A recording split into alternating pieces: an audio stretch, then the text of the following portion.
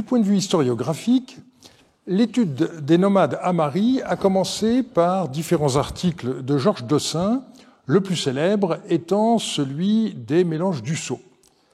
Elle a pris un tournant décisif avec la thèse de son élève Jean-Robert Cuper sur les nomades en Mésopotamie au temps des rois de Marie, publiée en 1957. Par la suite, il y eut toute une série d'études sur cette question essentielle, si richement documentée par les archives du Palais Royal de Marie.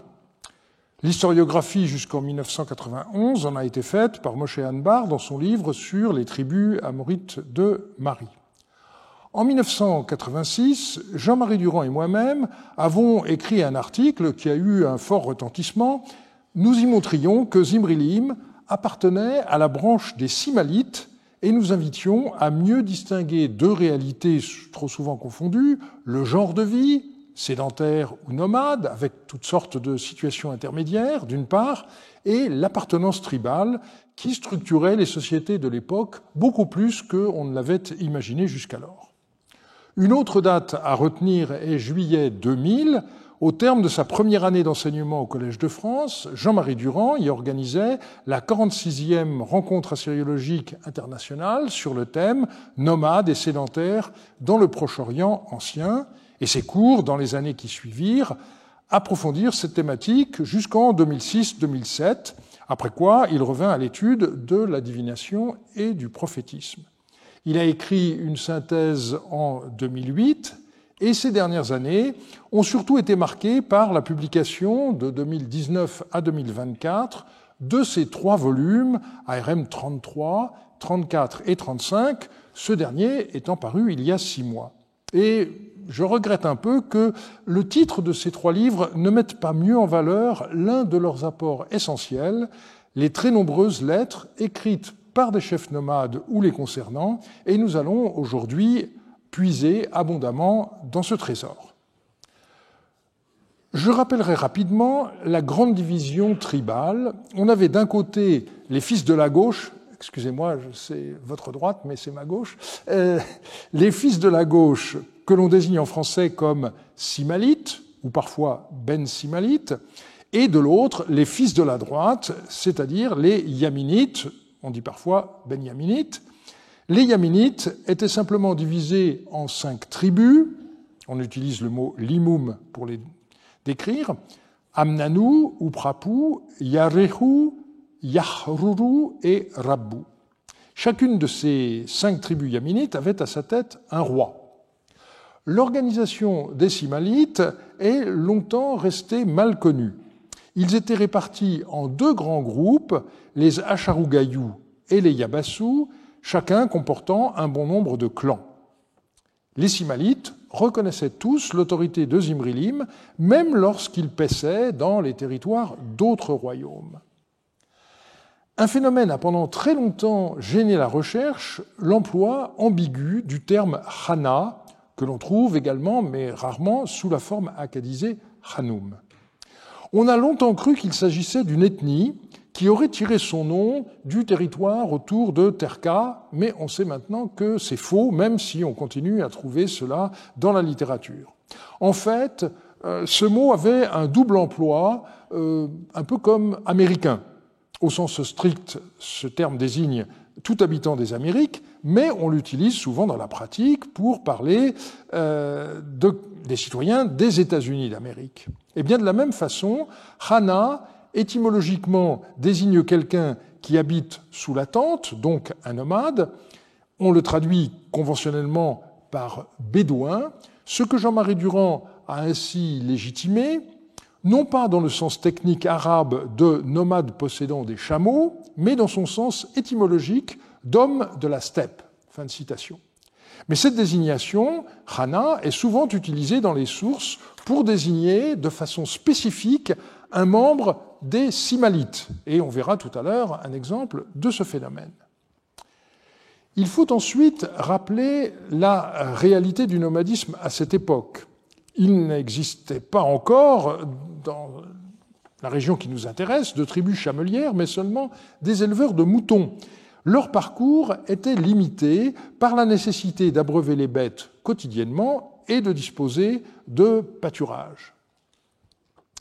Les territoires de parcours sont désignés par le terme de Nigrum, et Jean-Marie Durand a cité une lettre du chef nomade Ibal El à Zimrilim qui est tout à fait éclairante. Le contexte est le siège de la ville de Razama par Atamrum.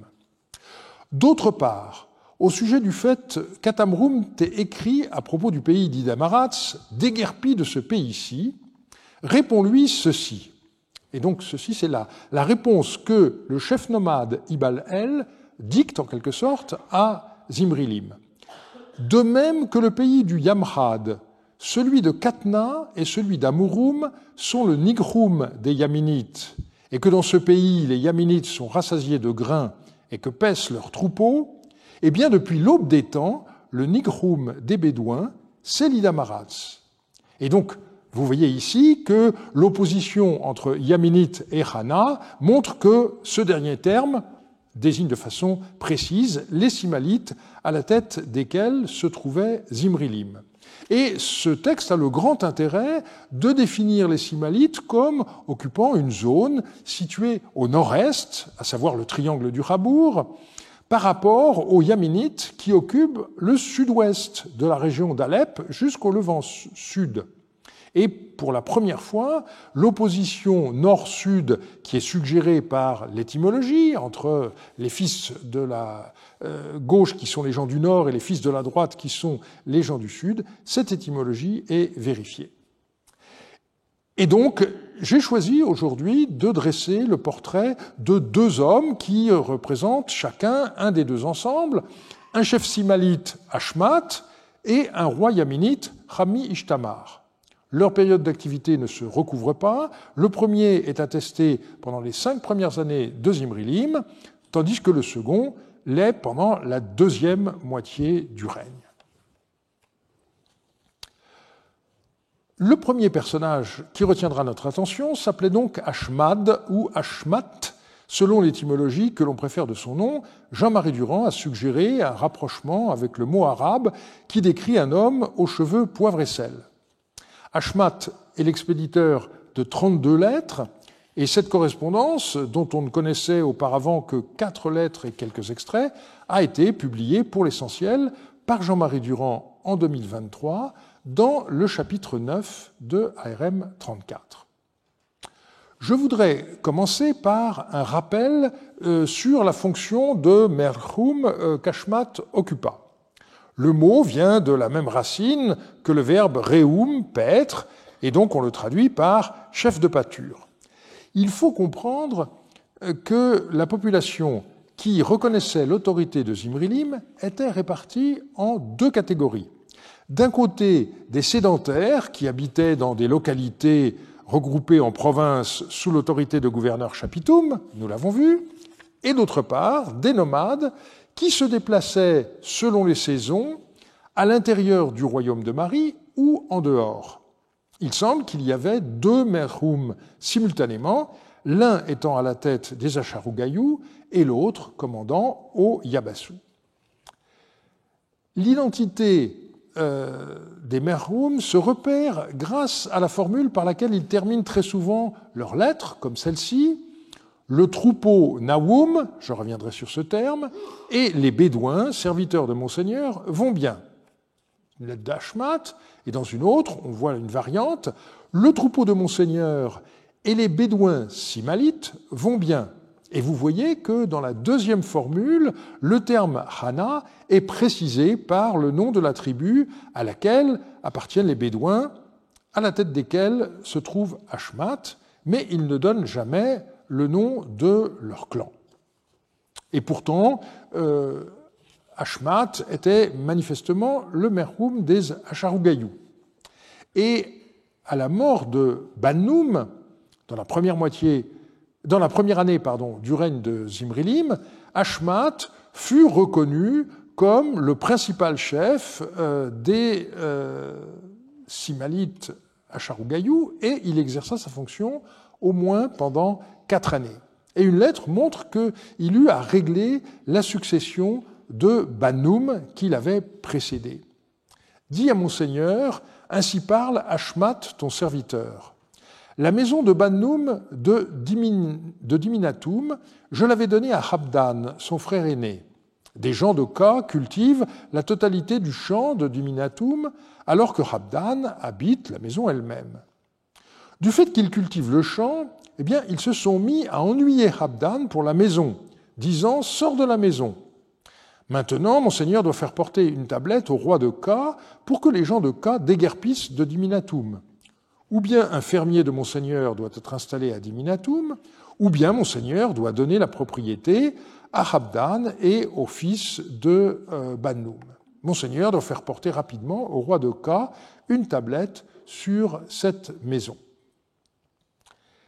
Et donc, on voit comment la présence des nomades relevant du roi de Mari, mais parfois installés dans des terres qui ne dépendent pas directement de lui, posait problème. Le domaine de Bannum était situé à Diminatum, une localité qu'on ne connaît pas par ailleurs, mais qu'on voit ici décrite comme faisant partie du royaume de Ka, à proximité de l'actuelle ville de Hasake. Le frère et les enfants de Bannum en ont hérité, mais les cultivateurs locaux ne reconnaissent pas le nouveau propriétaire, et donc Ashmat demande à Zimrilim d'intervenir auprès de son vassal. On voit également Ashmat intercéder auprès de Zimrilim pour des gens placés sous son autorité. Dis à mon seigneur, ainsi parle Ashmat, ton serviteur, Memioum, le bédouin, homme de Katunan, a été introduit dans l'ergastule. Monseigneur lui avait imposé une amende de 100 moutons. Là-dessus, on a reçu à Marie de lui X, le chiffre est cassé, moutons et un bœuf. Le reste, soit 50 moutons, représente l'arriéré. Si Monseigneur est d'accord, il faut que Akinurubam, qui était alors le gouverneur de Katunan, assure sa garantie et qu'il donne les 50 moutons lorsque Monseigneur viendra à Katunan. Il ne faut pas que ce bédouin meure dans l'ergastule. Donc, on ne sait pas pourquoi, mais l'individu en question avait été frappé d'une amende importante, 100 moutons. Il vint à Marie pour payer ce qu'il pouvait, mais l'importance du reliquat était telle qu'il fut placé dans l'ergastule. Nous avons déjà vu de quoi il s'agissait. Et l'ayant appris, Ashmat suggère que le gouverneur de Katunan se porte garant pour l'individu afin qu'il soit libéré, et le reliquat sera versé au roi lorsqu'il passera par Katunan. Et un dernier exemple, on voit Ashmat annoncer l'envoi au roi de moutons destinés à être engraissés. Autre affaire, au sujet des ovins à propos desquels Monseigneur m'a écrit en ces termes « Je ne dispose pas de moutons que je puisse engraisser », voilà que j'envoie chez Monseigneur 117 ovins mâles, une brebis, 7 moutons de la race à grosse queue, une brebis de la race à grosse queue, 2 moutons pasillum et 21 boucs. Et on a au total une vingtaine de lettres d'Ashmat qui portent directement sur ses activités de chef de pâture. Elles sont intéressantes parce qu'elles dénotent une attention très précise à l'environnement, comme le montre cette première citation. Autre chose, en ce qui concerne la venue de Monseigneur à Katunan, la première pluie va tomber, et lorsque bovins et ânes auront de la pâture pour se rassasier, c'est moi qui enverrai un messager à Monseigneur pour qu'il remonte le rabour vers Katunan. Si les bovins et les ânes des Bédouins ont quelque pâture pour se rassasier, c'est là qu'ils iront. Et une autre lettre, plus développée, semble avoir été écrite dans le même contexte. Avant mon départ, j'ai dit à Monseigneur, il faut que Monseigneur vienne à Katunan et qu'il recense les Bédouins. Ainsi, Monseigneur prendra en main la totalité de sa troupe. Et il m'a répondu qu'il était d'accord. Je suis arrivé ici, mais il n'y avait pas de pâturage. Comme à la moisson, les vents tournants se trouvent s'être levés. Il y a eu une première neige. La pâture ne s'est pas redressée jusque-là. On a ensuite un passage lacunaire, et ça se termine par « Le groupe transhumant, Naoum, n'a pas quitté l'intérieur du pays jusqu'à présent. Si la toute première neige arrive, il faut que Monseigneur arrive à Katunan pour recenser les Bédouins et prendre la tête de la totalité de l'armée et nommer un général. La neige a partout détruit la pâture. » Alors vous remarquez la fin de cette lettre qui complète ce que nous avons vu la semaine dernière et montre bien le système de nomination des généraux. Et on a une autre lettre sur le même sujet, ARM 34-168, qui emploie cette fois le pluriel, nommé des généraux. On voit que le roi fait son choix une fois l'armée rassemblée, quand on sait combien il y a d'hommes à encadrer, et donc à ce moment-là, on nomme un ou plusieurs généraux, et ce ne sont pas des professionnels comme nous l'avons vu. Il s'agissait ici de préparer la campagne qui avait pour but de déloger les Echnounéens de la ville de Shubat-Enlil où ils s'étaient installés. Et je retiendrai ici surtout les allusions à la neige et au problème des pâturages disparus du fait de la neige, mais qui réapparaîtront dès la première pluie. Et on a certaines lettres qui sont tout à fait éloquentes. Au campement, les Bédouins, eux tous, avaient fait le rassemblement. Et comme la pluie s'était alors mise à tomber, nous avons pleuré de joie à l'adresse du dieu de l'orage, Adou, alors nous avons prié pour le salut de notre Seigneur. Les lettres d'Ashmat mentionnent à plusieurs reprises cet endroit appelé Mahanoum. L'étymologie est la même que celle de Hanoum, et la traduction par campement a été proposée par Jean-Marie Durand, qui a écrit à ce sujet: une structure comme celle de Mahanoum devait être essentiellement mobile, à l'image de ce que l'on peut se faire du Mahané hébreu. Il devait être installé pour des périodes plus ou moins longues, en fonction des lieux et des temps de pâture des troupeaux. Cela explique que l'emplacement de ce Mahanoum semble varier, à faire croire qu'il y en avait plusieurs, ce qui est bien le cas à condition de ne pas penser que ces structures coexistaient de façon pérenne. Le Mahanoum représentait donc une très importante structure de la vie des Bédouins Hanou, en l'espèce surtout des Mar, Simal et Yabassa, pour ce qui concerne le règne de Zimrilim, tant d'un point de vue social qu'économique ou religieux. Il faut se l'imaginer comme le centre mobile de la communauté bédouine du Nord. Et on sait par ailleurs que le nom de l'année 10 de Zimrilim a été ainsi formulé, année où Zimrilim a offert un grand trône au dieu Adou de Mahanoum, ou bien, si on suit Jean-Marie Durand, au dieu Adou du Mahanoum, au dieu Adou du campement. Et si Mahanoum n'était pas un toponyme, mais un campement mobile, il faut donc supposer que le trône et la statue du dieu étaient transportés à chaque déplacement. Mais il y a une autre lettre d'Ashmat qui est un peu curieuse. Il écrit ceci: « Adou du campement m'a demandé de résider 7 jours dans les anneaux. Je vais achever le culte d'Adou et j'irai à Der, Gashum et Zanassou. » Qu'est-ce que c'est que ces anneaux ? On peut rapprocher ce passage d'une lettre de Banoum qui parle d'un rituel analogue, mais qui cette fois concerne Zimrilim et qui devait avoir lieu dans le temple de Dagan de Terka. Et donc Banoum écrit à Zimrilim: « Lorsque tu t'es proposé de partir en expédition et que tu as habité les anneaux dans le temple de Dagan pendant 7 jours, moi, tu m'avais laissé à Marie avec les instructions suivantes: lorsque je quitterai les anneaux, toi, rejoins-moi à Terka. » Donc, avec cette deuxième lettre, il est question du temple de Dagan de Terka, qui est construit en dur, et à cause de cela, Daniel Schwemer a considéré que Mahanoum était un lieu fixe avec un temple voué au dieu de l'orage, et le culte de Adou de Mahanoum a survécu au-delà de l'époque de Zimrilim, comme l'a étudié Daisuke Shibata, mais je ne peux pas aujourd'hui rentrer dans les détails, je voulais simplement mentionner les différences d'interprétation de ces données. Ashmat, comme le firent d'ailleurs ses successeurs, transmettait au roi de Marie les faits divers marquants. L'une des informations les plus célèbres concerne la conclusion d'un accord entre les rois du Zalmakoum et les Yaminites, et le fait que cette alliance ait été conclue dans le temple de Sin à Haran avait attiré l'attention de Georges Dossin dès 1939, moment où il avait cité un extrait du texte qu'on trouve désormais dans ARM 26 et réédité dans ARM 34. Dit à Askoudoum, ainsi parle Ashmat, ton ami. Donc on retrouve ici le devin Askoudoum qu'on a étudié au début de l'année. J'ai envoyé des gens à Zalpar et à Houna. Ils se sont renseignés, et la nouvelle que j'avais déjà écrite à mon seigneur s'est confirmée. Yagihadou, Rardoum et Samsiadou viennent d'entrer à Ahouna. Il s'agit de 3 des rois yaminites de cette époque.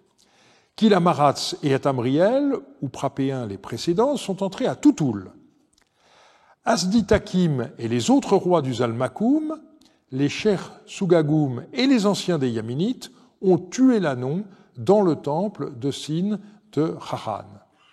Donc, on a ici une coalition qui regrouperait 3 rois yaminites en guerre contre Zimrilim. Et arrivés dans la vallée du Balir, à Ahouna, ils envoyèrent au roi du Zalmakoum leurs représentants pour conclure une alliance en bonne et due forme, ce rituel ayant eu lieu dans le temple de Sin à Haran. Nous avons vu cela ici il y a quelques années et vous pouvez consulter mon livre « Tuer de mon sang » pour vous rafraîchir éventuellement la mémoire. Parmi les informations qui étaient transmises, certaines avaient trait à la surveillance de la steppe, car les marchands et les nomades avaient une caractéristique en commun, c'étaient des voyageurs qui ignoraient les frontières. Et on a une lettre d'un autre Merhoum Ibn El que j'ai publié il y a bien longtemps et qui commence de façon singulière. Monseigneur sait que je commande aux Bédouins et que, tout comme un marchand qui traverse territoire en guerre et territoire en paix, les Bédouins, lors de la récolte de la taxe chez Patoum, circulent entre territoire en guerre et territoire en paix et apprennent au cours de leur déplacement ce dont parle le pays. Eh bien, c'est dans ce cadre que Ashmat a conçu une certaine méfiance à l'égard de marchands yaminites. Je cite sa lettre. « Des marchands ouprapéens d'Ilum Moulouk faisaient du commerce entre les différents pâturages.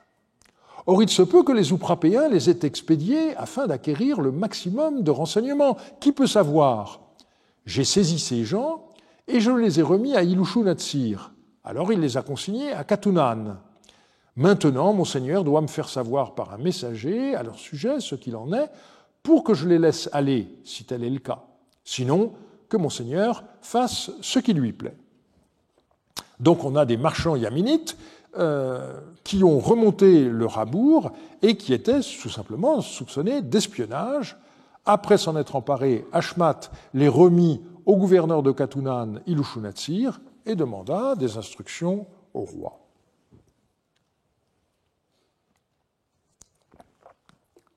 Plus d'une fois, nous voyons Ashmat intervenir dans les relations diplomatiques de Zimrilim avec ses voisins. Prenons le cas de Aduna Adou, qui était le roi de Ranzat sur le haut Balir, donc un des rois du Zalmakoum. Eh bien, Ashmat mit Zimrilim en garde contre la tentation de le traiter en inférieur. Aduna Adou m'a fait porter une tablette disant « Pourquoi ton seigneur m'écrit-il en tant que père ?» Donc, en le traitant comme son fils, donc son inférieur. Yatoulim m'a apporté cette tablette. Monseigneur doit interroger Yatoulim. À cause des Yaminites, Monseigneur doit donner satisfaction à Aduna Adou. Ensuite, il y a un passage un peu cassé qui se termine par un discours de cet Aduna Adou. Pourquoi Zimrilim ne s'adresse-t-il pas à moi en tant que frère, donc sur un pied d'égalité? Et Ashmat poursuit, maintenant, rends aimable ta façon de dire. Lorsque tu feras porter une tablette à Aduna Adou, écris-lui en tant que frère. Pour qu'il repousse la proposition d'alliance des Yaminites, Monseigneur doit satisfaire Aduna Adou.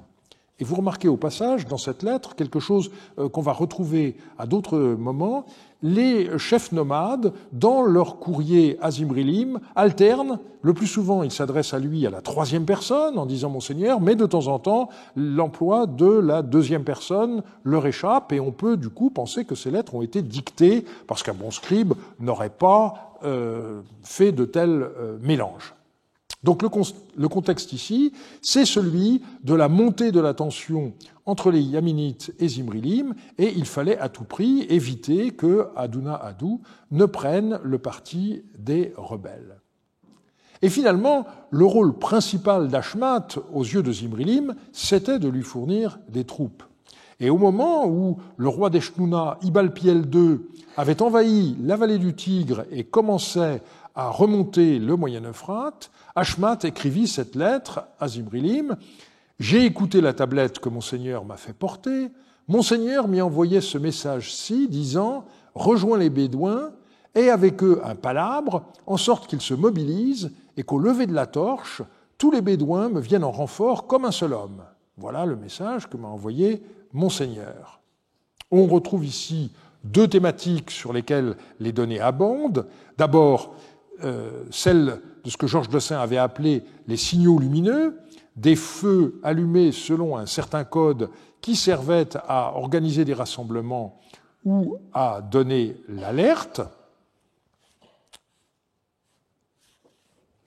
Et nous avons ce deuxième texte, toujours à propos du fait que il y a cette menace des Échounéens. Le sujet sur lequel mon Seigneur m'a envoyé un message retient toute mon attention. J'ai donc envoyé des messagers à tous les Bédouins. En outre, moi-même, je me suis donc dirigé tout droit vers les troupeaux de Gachoum, de Zanassou et de Der, et vers les troupeaux des Oued. J'ai donné des ordres impératifs. Je ne reste pas sans rien faire.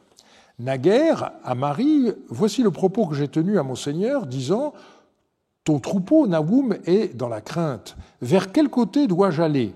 Je ne reste pas sans rien faire, et je ne cesse de t'envoyer des messagers. » Autre chose, au sujet de l'Échounéen précédemment, j'ai tenu ces propos, disant « Maintenant l'Échounéen a pris Ekallatoum, Achour ainsi que Rapikoum, c'est toi désormais son objectif. Voilà les propos que j'ai tenus à mon Seigneur. » Et vous voyez ici cette expression « ton Naoum est dans la crainte ». Le terme ne peut pas être décrit mécaniquement par steppe ou par troupeau. Ici, il est nettement question de tout le groupe formé par les pasteurs qui accompagnent les bêtes à la pâture. Et je terminerai par la question de l'épopée de Zimrilim. Jean-Marie Durand, après avoir rejoint les trois fragments qui permettent de reconstituer le texte de ce qu'il a appelé l'épopée de Zimrilim, en a donné de nombreuses citations au fil des années, et le texte a finalement été édité par Michael Guichard en 2014. Une traduction anglaise en a été donnée par Adam Miliot en 2017. Le texte a été réédité sous forme électronique sur le site SEAL en 2014. Il a fait l'objet d'un master à l'Université Charles de Prague en 2022, l'édition de František Valek ayant aussitôt été mise en ligne par lui-même sur le site, je ne sais pas comment il faut dire, Near Eastern Royal Epics, qui appartient au consortium Orac, et c'est, à vrai dire, pour l'instant, le seul texte qui s'y trouve, le site étant figé depuis. Et finalement, il y a Arkhipov a publié en 2023 des notes sur quelques passages en marge de la traduction en russe qu'il préparait et qui est parue en 2023 également. Alors, quelques mots pour définir le genre littéraire de cette œuvre. A-t-on affaire à une courte épopée incluant des dialogues, ou est-ce un long hymne royal ? Nathan Wasserman a souligné que ce texte n'était pas le seul à poser ce type de problème, et il a par ailleurs proposé une idée originale. Pour lui, on peut identifier l'auteur de l'épopée, et il ne s'agirait de personne d'autre que notre Ashmat. Son argument principal, c'est qu'en dehors de Zimrilim, Ashmat est la seule personne à être nommée. Et le passage crucial se trouve dans la deuxième colonne, à partir des lignes 28 et suivantes. Le taureau des rois, le juste, parce qu'il voulait atteindre son but. Zimrilim, le juste, parce qu'il voulait atteindre son but, passa alors un ordre à son ministre et commanda au cheikh qu'on fasse s'approcher mes guerriers, les Bédouins, que les pâtres se présentent devant ma personne. Avec la troupe des conscrits, les habitants des bords de l'Euphrate, moi, j'agirai assurément selon vos conseils. Ayant écouté cette parole de lui, Ashmat, le chef de pâture, s'adressa à lui. « Pourquoi crains-tu le Soubaréen ? Je t'assure que jamais le feu de ton combat n'a pu être détourné. Ô Zimrilim, qu'on voit ta vaillance, que l'humanité célèbre ton nom éternellement. » Le roi se réjouit des paroles du chef de pâture, son serviteur. J'avoue ne pas être entièrement convaincu par le raisonnement de Nathan Wasserman. Il souligne, je cite, « le message politique sans équivoque selon lequel le roi n'est que le primus inter pares, le premier parmi les égaux, qui dépend entièrement de la bonne volonté de l'élite tribale. » Mais le passage qu'il cite, à l'appui de sa thèse que nous venons de lire, ne dit pas cela. Il montre Zimrilim faire la balance égale entre les deux composantes de son royaume. Il mentionne les Bédouins, certes, mais aussi les sédentaires des bords de l'Euphrate. Et il évoque son ministre Choukalloum avant le chef de pâture, le Merhoum. Il demeure néanmoins remarquable de voir Ashmat cité par son nom dans ce texte et être le seul dignitaire du royaume à l'être, ce qui montre son importance. La correspondance d'Ashmat offre encore d'autres éléments, mais j'atteins la moitié de notre cours et donc il faut passer au deuxième portrait. Je voudrais simplement indiquer que Ashmat a eu comme successeur Ibal-El. Une vingtaine de lettres de ce Merhoum a été publiée, mais il reste encore de nombreux inédits. Et puis, parallèlement à Ibal-El, il y a eu un deuxième Merhoum qui s'appelait Ibal-Piel et que nous connaissons bien puisque nous en avons parlé la semaine dernière. Alors la coïncidence est très fâcheuse parce que lorsque le début d'une lettre est cassé, eh bien, on ne peut pas toujours savoir si c'est Ibal-El ou Ibal-Piel. Et ce qui est sûr, c'est qu'on doit distinguer les deux, et nous avons vu la semaine dernière comment le Merhoum Ibal-Piel a été choisi par Zimrilim pour être à la tête des troupes qu'il envoya aider Hammurabi de Babylone lutter contre les Élamites. Et pour lui aussi, de nombreuses lettres sont encore inédites. Vous voyez que la recherche sur les chefs de pâture simalites est loin d'être épuisée. Mais on va passer maintenant à un dossier bien différent, celui de Hamish Tamar, qui était un roi yaminite. Il était plus précisément roi des Ouphrapéens, et sa capitale se situait à Samanoum. Samanoum était déjà le centre de la tribu yaminite des Ouphrapéens à l'époque de Yardunlim, comme l'indique l'inscription des briques du temple de Shamash. Et après la deuxième révolte des Yaminites, sous Zimrilim, la ville a été intégrée au district de Terka. Samanoum était situé à une journée de marche de Dur-Yardunlim, que l'on situe dans la région de Deir ez-Zor, donc par ici. Et deux localisations ont été proposées successivement par Jean-Marie Durand, d'abord dans la région de Meyadine, et puis, un peu plus tard, il a préféré une localisation plus en amont, à Tel Morassan.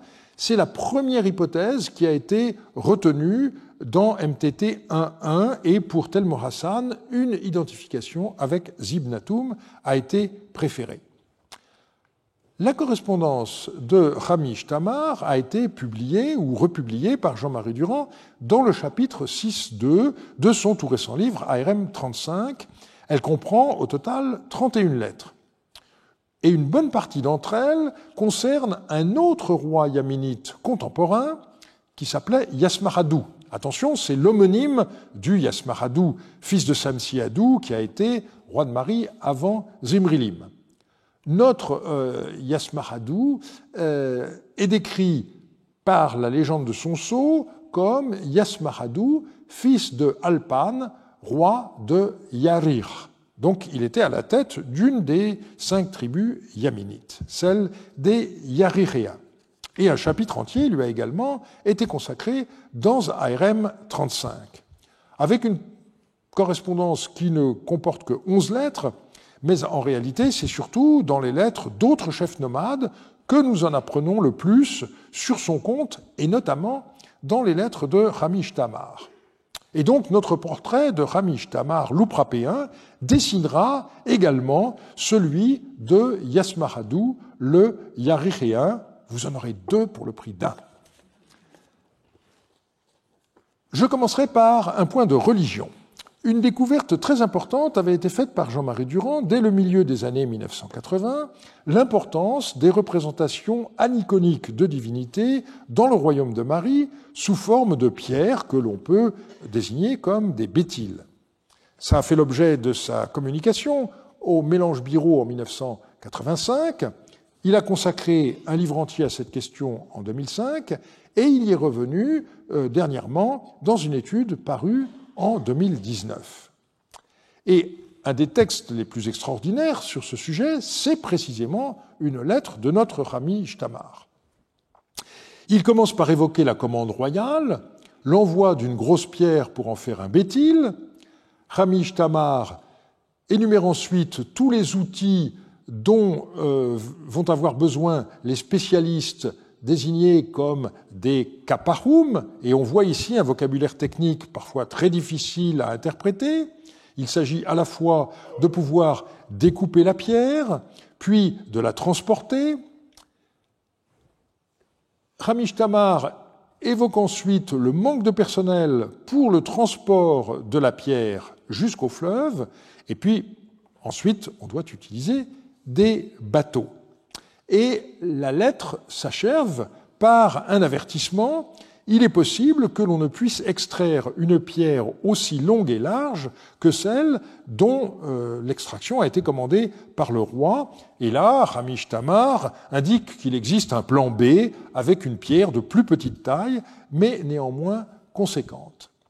Il faut ici dire un mot du problème des mesures de longueur. Il y a eu des débats. La coudée babylonienne fait 50 cm, mais on s'est rendu compte que dans les textes de Marie, ça faisait beaucoup trop.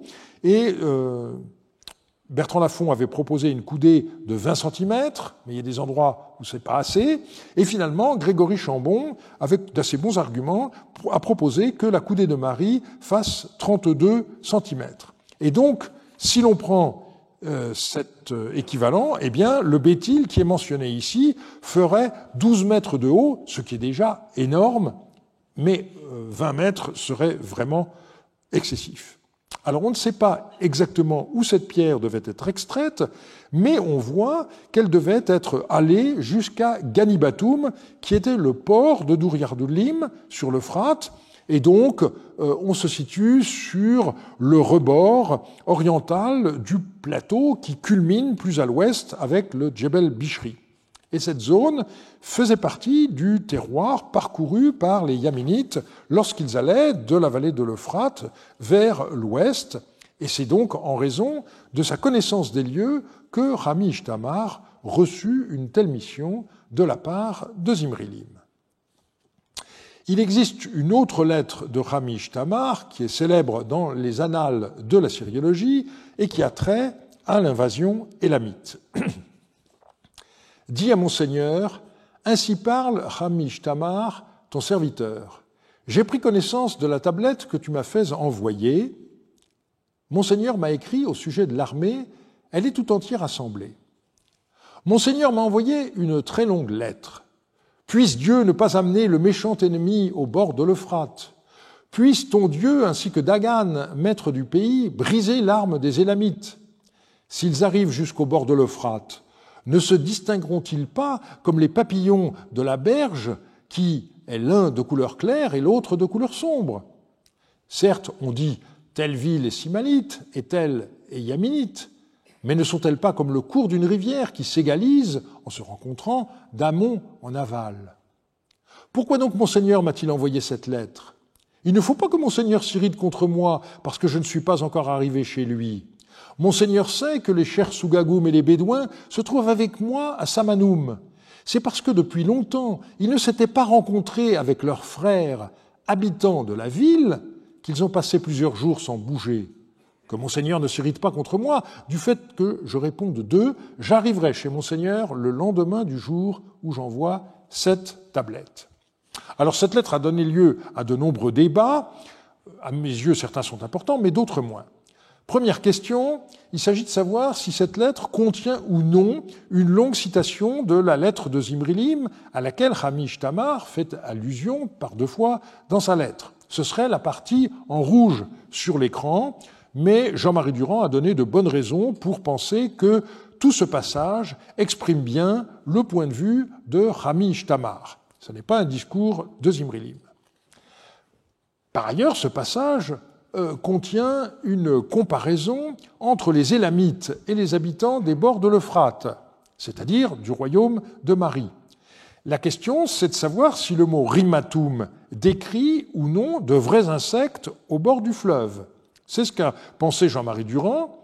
Il a simplement changé d'avis sur la nature de ces insectes. Il avait d'abord pensé à des fourmis, ensuite il a pensé à des papillons, et sur le contraste de couleurs. Mais d'autres assyriologues ont souligné que le terme goudeux peut désigner non seulement la rive d'un cours d'eau, mais aussi un collier. Et rimmatum pourrait alors désigner des insectes style papillon, des insectes ailés, dont on sait qu'ils pouvaient servir d'ornement dans des colliers. Et la comparaison, à ce moment-là, décrirait l'alternance entre des pierres sombres et des pierres claires, comme il arrive qu'on en rencontre dans certains bijoux. Mais je dirais, peu importe. Ce qui compte dans ce passage, c'est qu'on parle ici d'un contraste radical, blanc et noir, entre les envahisseurs élamites d'un côté et la population locale de l'autre. Les élamites sont vus ici par Rami Ishtamar comme radicalement halogènes. Et le point le plus important qu'avait souligné Jean-Marie Durand dès sa publication de la lettre en 1990, c'est que le sentiment de différence entre Yaminites et Simalites s'efface devant l'altérité radicale que constituent les Élamites. Et c'est ainsi qu'il a compris l'allusion au cours d'eau. Je cite son commentaire, « La très belle image qu'emploie le chef nomade est celle du flot d'Amon qui vient avec impétuosité se fondre dans les eaux d'Aval et qui symbolise effectivement les tribus yaminites arrivant depuis l'amont de la passe de Khalébiyé vers les pâtures du royaume de Marie. » Reste la question du retard mis à rejoindre Zimrilim. Hamish Tamar explique que les pasteurs nomades ont retrouvé les gens de leur clan qui habitent en permanence dans la vallée de l'Euphrate, mais que tous vont rejoindre le roi de Marie pour partir en campagne. Et donc là, on a une bonne vision sur la division de ces tribus entre des gens qui se sont sédentarisés et d'autres qui nomadisent. Et ceci me conduit à vous parler d'un autre document extraordinaire que Jean-Marie Durand avait donné à publier à Pierre Marello dans le premier volume De Florilegium Marianum, dont il a repris la traduction dans un volume de la Lapo, et j'avoue ne pas comprendre pourquoi il n'a pas réédité ce texte avec le reste de la correspondance de Hamish Tamar dans ARM 35. C'est une lettre fort longue, mais elle mérite d'être citée en entier, et donc je vais entrecouper sa lecture avec des commentaires au fur et à mesure. Dis à Yasmaradou, ainsi parle Hamish Tamar, ton frère. Alors je m'interromps tout de suite parce que vous voyez que j'ai gardé les crochets qui indiquent les parties cassées de la tablette que vous voyez sur la photo. Et vous constatez que l'adresse est extrêmement mal conservée. Le nom du destinataire a complètement disparu et du nom de l'expéditeur, il ne reste que le premier signe. Mais la suite enlève tout doute au sujet de leur identité. Et donc je reprends la lecture du document. Voici, je le constate, vous, Ce que mes frères et moi-même disons, vous ne l'écoutez pas. On dirait que c'est la haine qui me fait parler, alors que moi, je parle avec sincérité. C'est vous qui dites « Rami Ishtamar nous hait fortement pour nous dire de telles choses ». Voilà une entrée en matière très diplomatique. Mais vous allez voir, le reste est pire. Avant mon départ, j'ai parlé en ces termes. Tu dois... Donc, discours qui s'adresse à ce Yasmaradou, le roi des Yariréens. Tu dois venir avec moi. Zibrilim a décidé de faire route. Et toi, tu envisages de manger, de boire et de dormir, mais tu n'envisages pas de faire route avec moi. Rester inactif et couché ne te fait pas rougir. Moi, je te jure que je ne suis jamais resté toute une journée sans bouger à la maison. Jusqu'à ce que je sorte à l'extérieur pour m'aérer, j'ai un sentiment d'étouffement. Il est tout à fait exceptionnel de trouver l'expression écrite d'un tel sentiment par un nomade. Et Rami Ishtamar, clairement, reproche à Yasmaradou de s'être complètement sédentarisé, alors que lui-même continue à aimer la vie libre au grand air. Il continue. Tu places ta confiance là où il ne faut pas, disant « J'ai donné de l'argent à ma tribu ». Qu'est-ce que c'est que cet argent à toi que tu as donné? Cet argent à toi que tu as donné, moi, je sais tout ce qu'il en est. Hier, ta tribu au complet s'est réunie à Hen. Celui qui t'aime disait « Écris-lui de venir », et celui qui ne t'aime pas, ce n'est pas la peine qu'il vienne. Or, si je n'étais pas venu en personne, amis et ennemis ne formeraient-ils pas qu'un?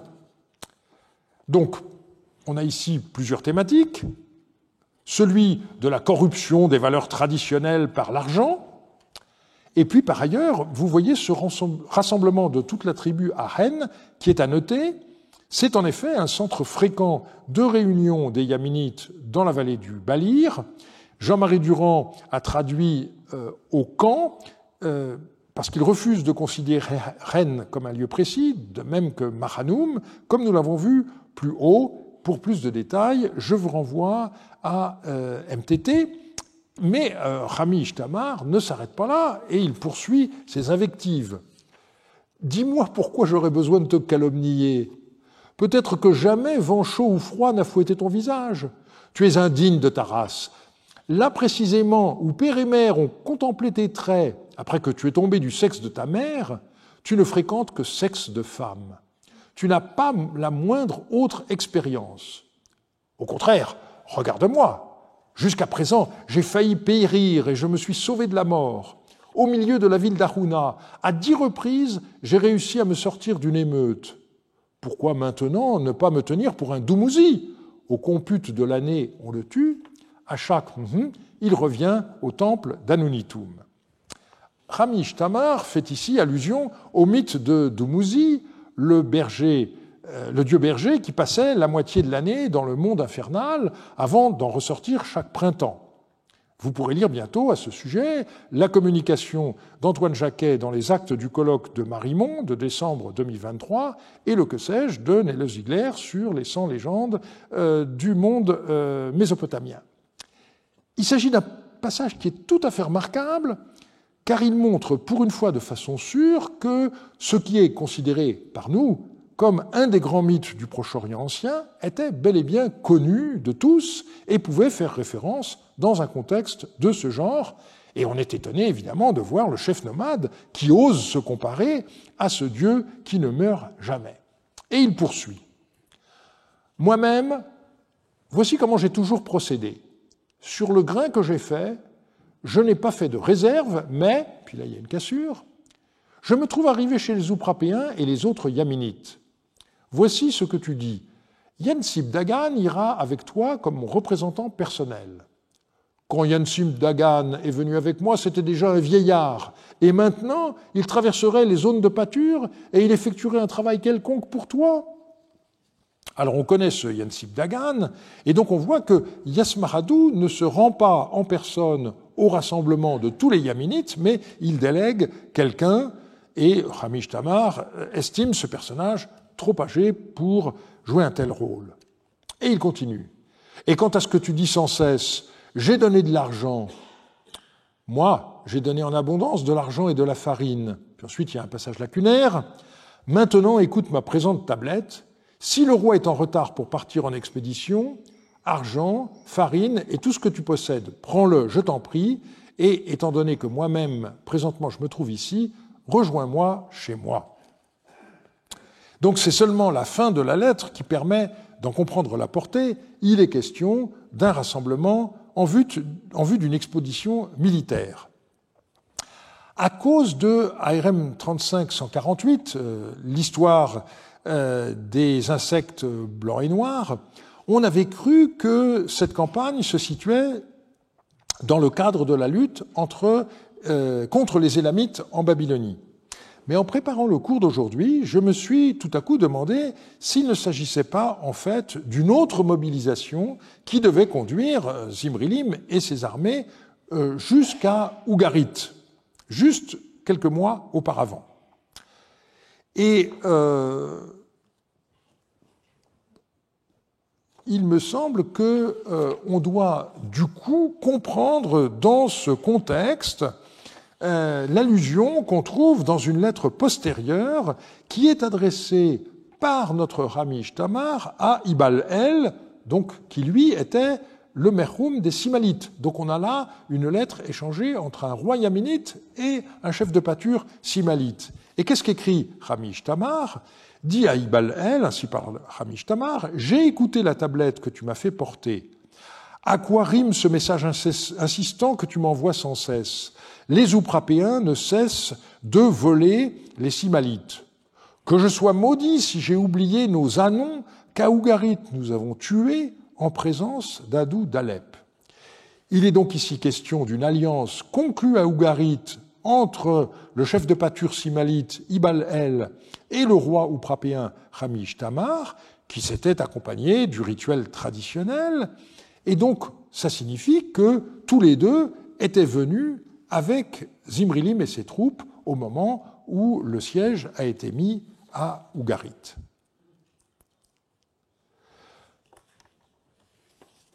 Je terminerai par un dernier dossier qui met en scène à la fois Yasmaradou, roi des Yarichéens, traité de mollasson, et même pire, par Hamish Tamar. Eh bien, on va découvrir que c'était aussi un piètre gestionnaire. On n'a pas moins de 3 lettres de Hamish Tamar à Zimri-Lim qui concernent ce sujet parce que Zimri-Lim avait prêté de l'argent à notre Yasmaradou. Et donc, Hamish Tamar raconte dans une première lettre comment Yasmaradou est venu le trouver en lui avouant son désarroi. On possède par ailleurs 2 créances de Zimri-Lim à son débit. Au sujet de la tablette, à propos de l'argent qui est à la charge de Yasmaradou, sujet d'un message précédent de Monseigneur, la veille, j'étais allé à Ilum Moulouk et j'y séjournais pour le 2e jour. Alors Yasmaradou est venu à moi et il s'est assis en face de moi. Alors, lui-même, il a abordé le sujet en ces termes, disant « Que faire ? L'argent que j'ai reçu du roi, ces jours s'allongent désormais. » Ça signifie qu'on est au-delà de l'échéance prévue initialement. Ayant vu, moi, qu'il affrontait lui-même le sujet, j'ai dit « Mais toi-même, jusqu'à quand garderas-tu cet argent ? Pourquoi ne fais-tu pas en sorte de le rembourser ? Attends-tu qu'on te saisisse ? Pourquoi n'y a-t-il pas en toi de décision concernant cette affaire ? Si cet argent avait été argent de marchand ou argent de quiconque, cet argent, un talent n'y suffirait pas. Moi, c'est ce que j'ai dit entre plusieurs choses, parole de bon sens de mon cru, et ce jour-là, il ne m'a rien répondu. En outre, le lendemain, il ne m'a rien répondu non plus. Donc vous voyez qu'il s'agit d'une somme considérable, un talent d'argent, c'est 30 kilos. Et Hamish Tamar conseille à Yasmaradou de rembourser. 3 jours plus tard, Yasmaradou revint en déclarant qu'il ne pouvait pas apporter plus de 5 mines, c'est-à-dire moins de 10% de sa dette. Le 3e jour, il a dit « Tu m'as bien conseillé. Il me faut réunir X mines d'argent et les apporter. » J'ai dit « Ce sera pour toi une grande honte ces X mines d'argent, les prud'hommes ne les accepteront pas de toi. Ce sera une honte pour toi que d'apporter cet argent. Jamais on ne l'acceptera de toi. Il a dit, vrai, je n'ai pas l'argent. Que faire donc? J'ai dit, puisque tu n'as pas l'argent à donner, va, rassemble les chers et les anciens de ton pays et tiens-leur ce discours.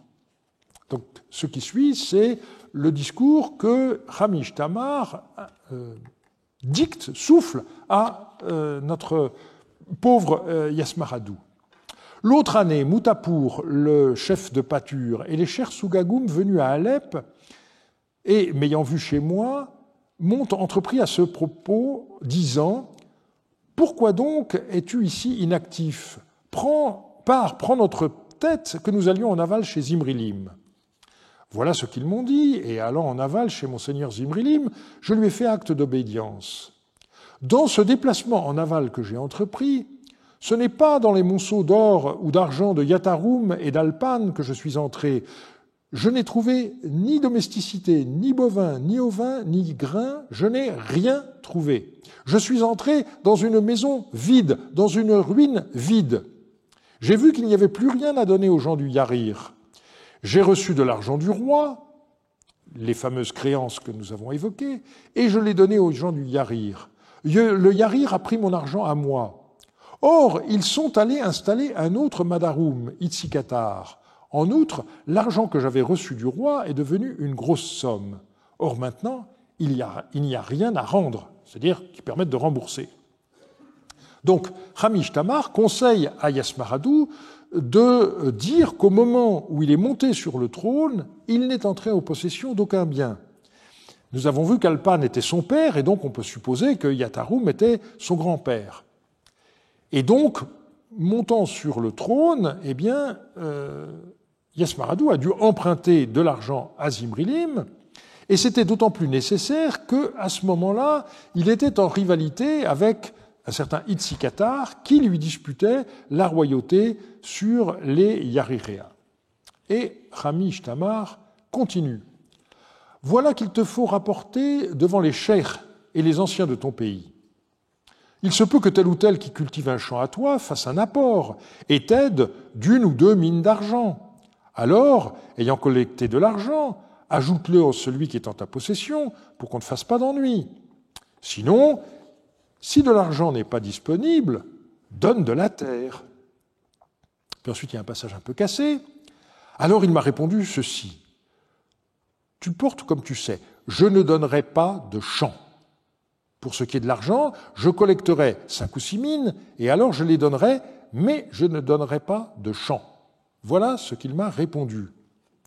Or, avant cela, lorsque nous étions à Marie, je lui avais parlé au sujet de cet argent, et il m'avait répondu ceci, il y a 3 mines d'argent, je les donnerai. J'avais dit, ne les donne pas, est-ce donc peu de choses que tu te ridiculises? Et entre-temps, Hamish Tamar a reçu une lettre de Zimrilim qui lui demandait de conseiller aux débiteurs de rembourser en argent ou bien en abandonnant la propriété de champs.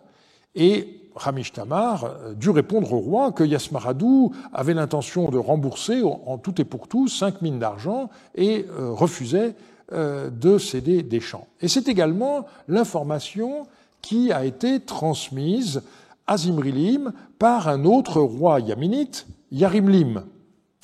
L'affaire est donc manifestement d'importance. Le roi de Marie a mobilisé 2 rois yaminites pour faire pression sur leur homologue.